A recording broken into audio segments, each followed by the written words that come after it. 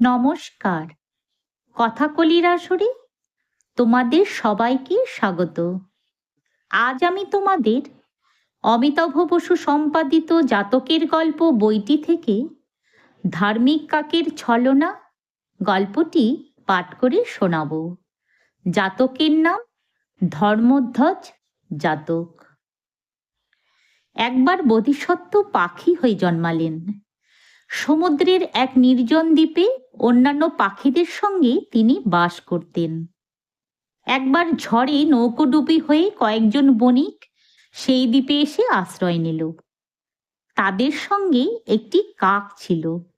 তারা সেটিকে সেই দ্বীপে ছেড়ে দিল।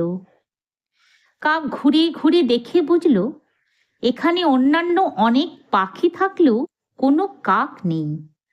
সে তখন ঠিক করল পাখিদের বিশ্বাস অর্জন করে তাদের মধ্যে থেকে তাদের কচি ছানা আর ডিম খেয়ে আরামে দিন কাটাবে। এই ভেবে সে এক গাছের তলায় এক পায়ে দাঁড়িয়ে সূর্যের দিকে ঠোঁট তুলে হাঁ করে দাঁড়িয়ে রইল। পাখিরা তার কাছে এসে জিজ্ঞেস করল, তুমি কে? এখানে এভাবে দাঁড়িয়ে আছো কেন? কাক বলল, আমার নাম বণিক। দেখছো না সূর্যের দিকে তাকিয়ে পূজা করছি আর হাঁ করে হাওয়া খাচ্ছি। আমি কেবল হাওয়া খেয়ে বেঁচে থাকি।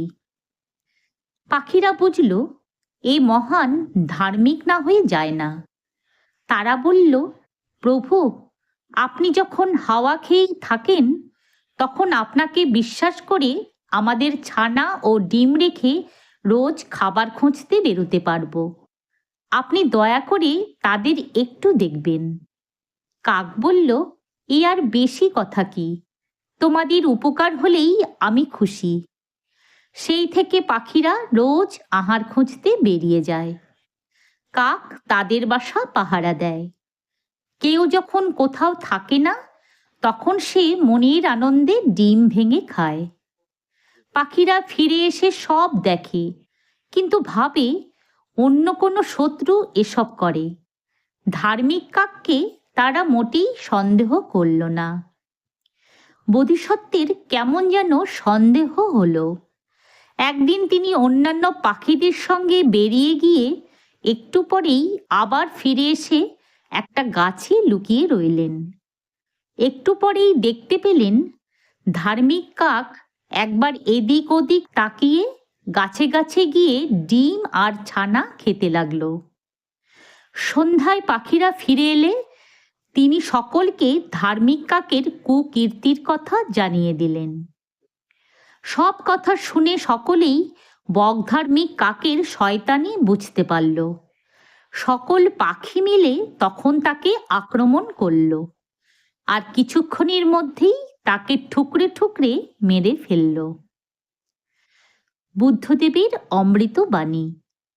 যে জ্ঞানী ব্যক্তি মুক্তি লাভ করিতে ইচ্ছা করেন তিনি অতি সত্বর কল্যাণগুণ, সমাধি ও প্রজ্ঞাসম্পন্ন, গম্ভীর, দুর্দর্শ এবং দুর্বোধ বৈদ্যরাজির অনুসরণ করুন। পাপহীন আর্য যে কোনো অবস্থাপন্ন হন না কেন সকলেতেই তিনি শোভা পান, আর পাপাচারী বিমূঢ় ব্যক্তি যদি নানা ভূষণে ভূষিত হয় তথাপি সে শোভা পায় না। যদি তোমাদের আজকের এই গল্পটি ভালো লেগে থাকে তাহলে একটা লাইক ও আমার এই চ্যানেলটিকে সাবস্ক্রাইব করে দিও, যাতে তোমাদের জন্য আরও অনেক নতুন নতুন গল্প নিয়ে আসতে পারি। ধন্যবাদ।